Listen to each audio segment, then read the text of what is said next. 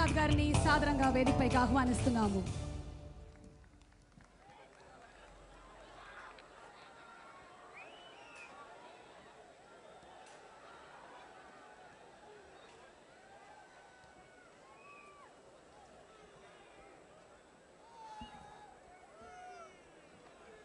So మా అబద్ధాలు చెప్పక తప్పదా? నిజమే మాట్లాడదామా? Okay, good evening everybody. ఒక్కసారి ఇంతమందిని చూస్తుంటే, ఈ పండగ చూస్తుంటే 5 సంవత్సరాలు వెనక్కి వెళ్ళాలనిపిస్తుంది. I want to share a few moments with you. సుమారు 5 సంవత్సరాల క్రితం రాజమౌళి నాన్నగారు ప్రభాస్తో సినిమా తీయాలండి, కథ రాయండి అన్నాడు. ఎట్లాంటి కథ అన్నాను. మీకు తెలుసు కదా, నాకు ఫైట్స్ కావాలి, ఫైట్స్ ఉండే మంచి ఎమోషనల్ కథ రాయండి, అది రాజుల కథ అయ్యి ఉండాలి,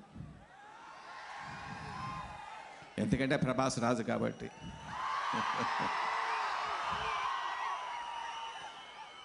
దాంతో ఇంకో కండిషన్ పెట్టాడు, నాకు ఆడవాళ్ళు చాలా స్ట్రాంగ్ క్యారెక్టర్స్ కావాలి, వాళ్ళ కథ నడిపించాలి. దాంతోపాటు ఇంకో కండిషన్ పెట్టాడు, I want grey characters. Grey characters అంటే మంచివాళ్ళు ఒక సందర్భంలో చెడుగా చేస్తారు, చెడువాళ్ళు ఒక సందర్భంగా మంచి పనులు చేస్తారు. అడిగిన 3వ రోజో 4వ రోజో చెప్పాను, కట్టప్ప గారి క్యారెక్టర్ మహావీరుడు గురించి చెప్పించి, ఆ వీరుడు ఎక్కడంటే నేనే చంపేశాను వెన్నుపోటు పొడిచని, వాడి కళ్ళల్లో వెలుగు చూశాను నేను. అతను 2వ రోజో 3వ రోజో ఒక తల్లి తన పసిబిడ్డతో నది దాటుతూ నది పొంగుతూ ఉంటే వేరే దారి లేక చెట్టు కొమ్మను పట్టుకొని బిడ్డ నది పైకెత్తి తను చచ్చిపోయింది, ఆ సీన్ చెప్పాను. 3వ రోజు 4వ రోజు ఇంకో సీన్ చెప్పాను, నచ్చిని దాని చుట్టూ కథలటం మొదలుపెట్టాం. 3-4 మాసాలు కథ తయారైపోయింది, అద్భుతమైన అందమైన రంగుల కళ. కానీ ఈ కళను సాకారం చేయడానికి 2 వ్యక్తుల గురించి తప్పనిసరిగా చెప్పుకోవాలి. ఒకటి కథానాయకుడు ప్రభాస్. 4 సంవత్సరాల పాటు దీన్ని డెడికేట్ చేసి, ఇదే కాలంలో సినిమాలు చేస్తే 6-7 సినిమాలు చేసి ఉండేవాడు, ఎన్ని కోట్లు అనికేసుకుంటాడో నాకు తెలియదు. డబ్బు గురించి చూడలేదు, పేరు గురించి చూడలేదు, సినిమా మీద నమ్మకంతో అకుంఠ దీక్షలో పనిచేశాడు Prabhas. Thank you Prabhas, thank you. కానీ ఆ ప్రభాస్కి నమ్మకం ఇచ్చింది ఎవరు, ఆ పట్టుదల ఇచ్చింది ఎవరు? డైరెక్టర్ రాజమౌళి.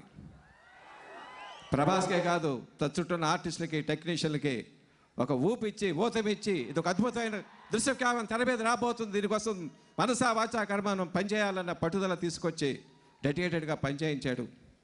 అది వాడి గొప్పతనం. మిగతా ఆర్టిస్ట్ టెక్నీషియన్ అందరూ మేము పనిచేసాం, కష్టపడి పనిచేసాం, కానీ మాకు కూలి దక్కింది. కానీ కూలి మించి పనిచేశారు వాళ్ళిద్దరూ. ఏకపత్తి వ్రతం అంటే ఏంటో తెలియదు, ఏక సినిమా వ్రతం చేశాడు. ఈ సినిమా తప్ప ఇంకో సినిమాను ఆలోచించలేదు, మధులాక్ష రానివ్వలేదు. కానీ వీళ్ళిద్దరికన్నా కూడా ఇంకో పేరు చెప్పాలి. సినిమా తీయాలంటే డబ్బు కావాలి, డబ్బు కావాలంటే ప్రొడ్యూసర్ కావాలి. ఏ నమ్మకంతో చేశారో, దేంతో చేశారో ప్రసాద్ గారు, శోభు గారు ఈ సినిమా తీశారు. 60 కోట్ల, 70 కోట్ల, 80 కోట్ల, 90 కోట్ల, 100, 150, 200 కోట్లు ఖర్చు పెట్టారు. ఎప్పుడు కూడా వాళ్ళ మొహంలో భయం చూడలేదు, ఆదుర్ద చూడలేదు, ఎప్పుడు ఆ చిరునవ్వే, ఎప్పుడు ఆ నిదానమే. అలాంటి ప్రొడ్యూసర్ల కోసం తహతహలాడుతుంది సినిమా పరిశ్రమ. సినిమా పరిశ్రమలో ప్రపోజల్ మేకర్స్ వచ్చి మిగిలారు. మూవీ మొగల్స్ జమినీ వాసన్ గారు, ఏవి మేయప్పన్ గారు, నాగిరెడ్డి చక్రపాణి గారు అంతరించిపోయారు. మా గురువులు సురేష్ రామాయుడు గారు కూడా కాలం చేశారు.